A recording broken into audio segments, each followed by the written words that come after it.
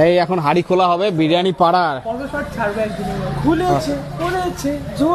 দেখো বেসিক্যালি বিরিয়ানি পাড়াতে ছিলাম, আর বিরিয়ানি পাড়াতে আগে নতুন হাড়ি চলে এসেছে, হাড়ি খুলছে। আর এই দিকটাতে একটু ক্যামেরাটা প্যান কর ভাই, দেখো 1 2 3 4 চারটে ব্লগার আর 5 নম্বর। যাই হোক, ব্লগার তো রয়েছে, আর এখানে ইউটিউবার আবার এখানে ঘি ঢালবে ভাই। কেজি ঢালে কেজি ঢালো নাকি ভাই? অক্ত বলছি কেজি নাকি এটা পুরোটা চলে যাবে নাকি? এমএল 500 ml কেজি যায় না নাকি? কেজি দেওয়া তো ভালো না ভাই, সুস্থ পক্ষে। কেন দেখছি তো কেজি খাবে পেট খারাপ করবে ভাই, শিও তো লিখে দেবো আমি। কাঁচা কি খাওয়া ভালো না সত্যি। তাহলে সবাই যে কেজি নিয়ে লাফাচ্ছে, ব্যাপার কি?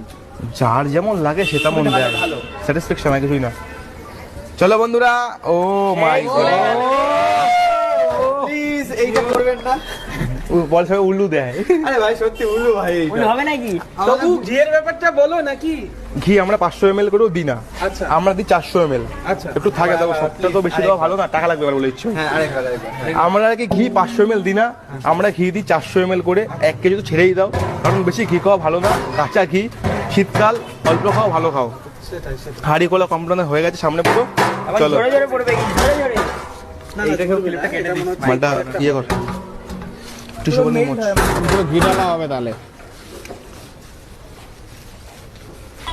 সেই ঐতিহাসিক মুহূর্ত, বাংলা বিখ্যাত সেই মুহূর্ত। চলো লেটস গো।